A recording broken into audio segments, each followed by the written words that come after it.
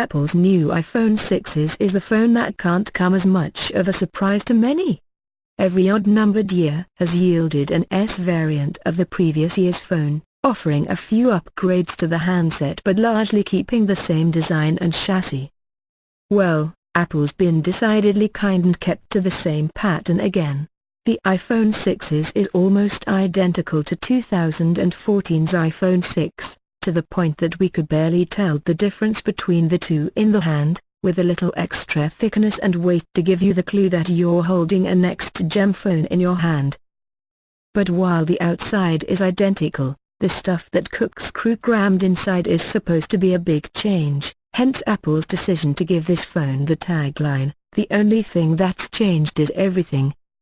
With an all-new way of touching the phone, an improved chassis and a pseudo-magical way at viewing your photos, will this be the first iPhone S variant that is just a polished version of the previous year's model? iPhone 6's design. The design of the iPhone 6s is, well, the iPhone 6 with 0.2 mm thickness and 14 g more weight. That's it. Everything else is the same as the iPhone 6, with even the same cases from last year slipping snugly around its svelte form. The same ceramic-feeling metal is in effect once more, but this time it's been given a 7000 series aluminium upgrade, the same as used in space programs to make rockets that little bit stronger.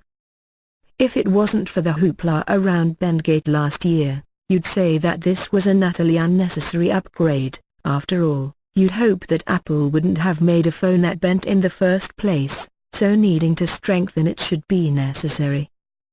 The screen on the iPhone 6s is identical to last year's model as well, with the same 4.7-inch, 750p display adorning the handset. It's easy to be snobbish and say that's terrible for a phone that costs well over £500, but it still looks stunning thanks to being laminated close to the glass. Then again, it's not in the same league as the Super AMOLED of the Samsung Galaxy S6, with its QHD resolution starting to offer a better experience for everything from photo viewing to web browsing. Perhaps we don't need that level of clarity just yet, but 1080p wouldn't have gone amiss here to add a little bit of shine to the screen. Here's what the iPhone 6s looks like in the flesh. iPhone 6's 3D Touch. The big, headline-grabbing element of the iPhone 6s is the new way you can interact with the phone. Instead of being limited to swiping up, down, left and right, now you can actually go into the screen. Sadly, it's not like a mobile version of Tron, notes down idea for screenplay, but the iPhone 6s is able to measure the force with which you push the screen and thus can react accordingly. Got an email but not sure if it's worth opening? Push the screen and a preview pops up. If you're not bothered about what the Nigerian prince has to say, you can let go and return to your inbox, or you can push harder to open the email and claim your millions.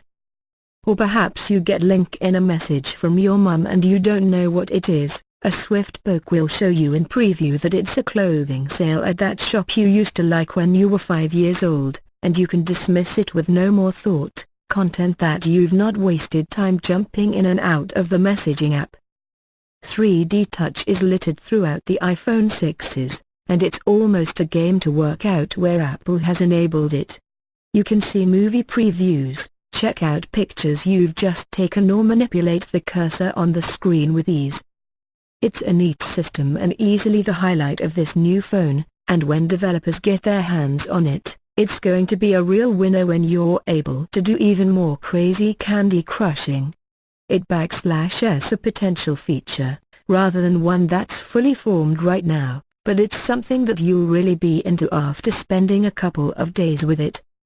iPhone 6's live photos and camera. The other big change to the iPhone 6s is to the camera, not just the 12MP sensor that's packed in there, but the fact that pictures have now been imbued with magic. Live Photos, which is enabled by default, but can be easily toggled off with a switch in the bottom corner of the screen, Adds a sprinkling of Harry Potter to your snaps by taking a 1.5-second video before and after the snap, recording a bit of audio as well. The result is your normal colorful, sharp snap from Apple, but with when you poke the screen a little more force the picture will begin to move, showing the moment as it was around the photo. With the audio it really adds to the memory, giving you more of a flavor of what actually happened. Well, that's the theory anyway.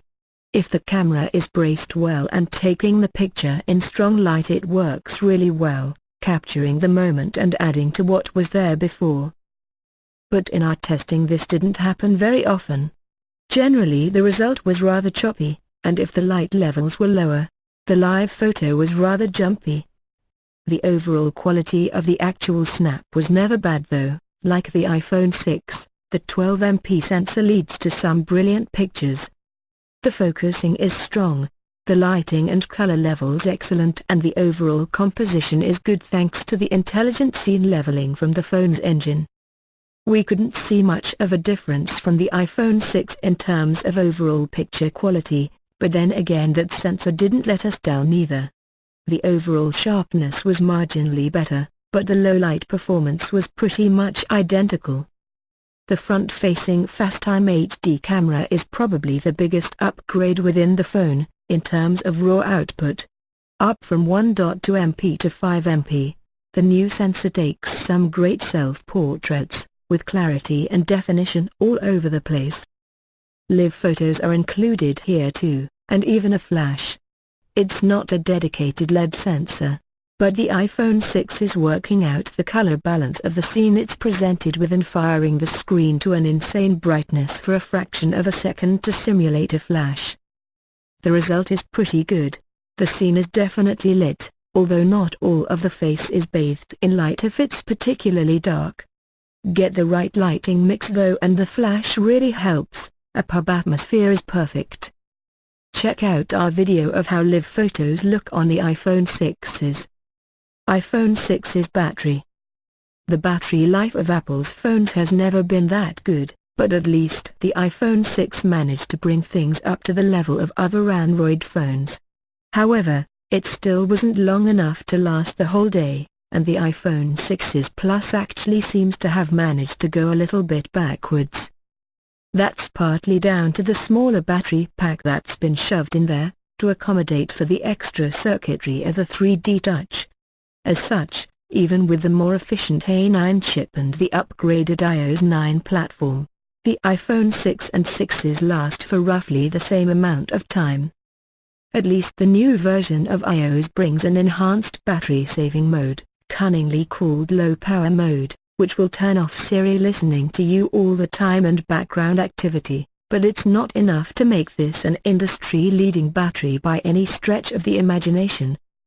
Verdict: if you're someone stuck with the iPhone 5s or, whisper it, earlier, you'll be badly wanting a new iPhone, and the iPhone 6s is the best Apple handset that's ever been made. It's not a huge claim though, as if Apple didn't make its best phone this year we'd have a really worrying situation at the Cupertino firm. The big upgrade on offer is the 3D Touch interface, which quickly feels like second nature when you've used the phone for a few days. Live Photos fails to impress in the way Apple probably hoped, and the improvements to the chassis seem a bit unnecessary, merely there to prove that nothing is going to bend this year. If there'd been something tangible to grab onto with the new iPhone, a longer-lasting battery, a higher-res screen, then perhaps it would have been easy to recommend this model without question. But even still, if you're an iPhone fan then there's no question which is the right one to go for, with the 6s offering future-proofing a really fun new interface to play with.